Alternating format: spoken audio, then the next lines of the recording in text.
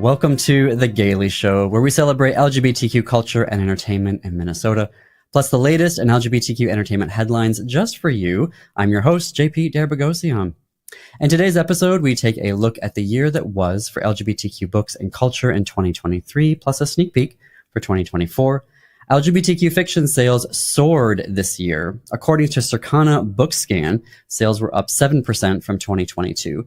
This comes, however, as fiction sales declined by 4%. Interestingly, or maybe not, queer adult romance was the main driver of book sales.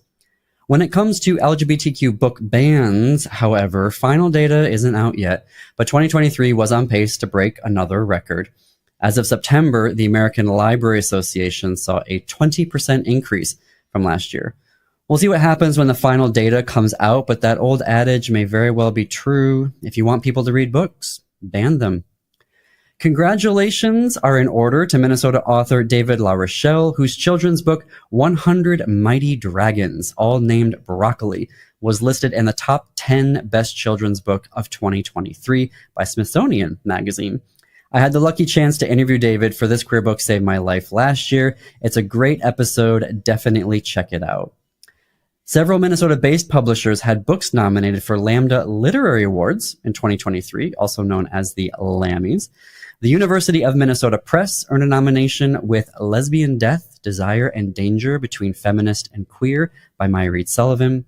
Grey Wolf Press earned a nomination with Concentrate by Courtney Faye Taylor. Coffee House Press earned nominations for Jawbone by Monica Ojeda, Alive at the End of the World by Saeed Jones, and Brown Neon by Raquel Gutierrez. And Milkweed Editions, Real Phonies and Genuine Fakes by Nikki Beer won the Lammy for bisexual poetry. Congratulations to them.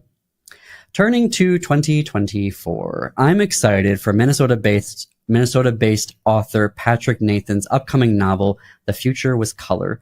You can pre-order it now. It doesn't come out until June. He'll be coming on the show, however, later this year. And The Future Was Color follows George Curtis, who is a movie studio writer working on monster movies in 1950s Hollywood.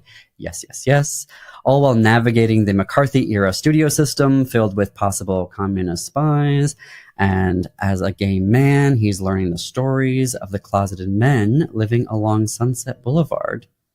I know it's probably too early to be talking about Pride, but we are talking about upcoming events in 2024. And the Minnesota Orchestra has a whole Pride program that their conductor, Thomas Sondergaard, is personally putting together. Definitely looking forward to that. This February, Alan Cumming is going to be at the Pantages Theater with NPR's Ari Shapiro and their show Och and Oi, a considered cabaret. The show is a collection of songs and stories from Alan and Ari's lives. Six Point Theater is mounting the iconic Torch Song Trilogy this May, and it will be directed by Craig Johnson, who has twice been named Theater Artist of the Year by Lavender Magazine. And it must have been a good year for gay Christmas movies, because in an interview with The Wrap, Lisa Hamilton Daly, VP of Programming at Hallmark Channel, said that they already have their 2024 Christmas projects, and Hallmark is planning more queer-forward movies for next year. I guess we'll have to wait and see what that means. Speaking of movies, the 2024 Sundance Film Festival is coming up this January. They have a slew of queer films that I'm looking forward to. I want to mention two. First is Frida, which is a documentary about Frida Kahlo. It's already nominated for the Grand Jury Prize. Apparently, the film will illustrate, literally, her own words from diaries and letters and interviews through animation that's based on her own artwork. If you don't know him, I love the actor Justice Smith after watching the series Transition, which was one of the queerest TV shows on television before HBO tragically canceled it, the bastards. Anyhow, Justice Smith is starring in a new horror movie called I See the TV Glow. He bonds with a friend over a scary television series, but after it is mysteriously canceled, the reality begins to blur. I don't know what that means, but I want to watch it. Well, that's our show. Thanks, everyone, for listening today. Our podcasts are executive produced by Jim Pounds, creative and accounting support provided by Gordy Erickson, production, distribution, and marketing support provided by Brett Johnson, Chad Larson, Laura Hedlund, and Jennifer Ogren from AM 950. You can find us on social media. Search for This Queer Book Saved My Life on Facebook.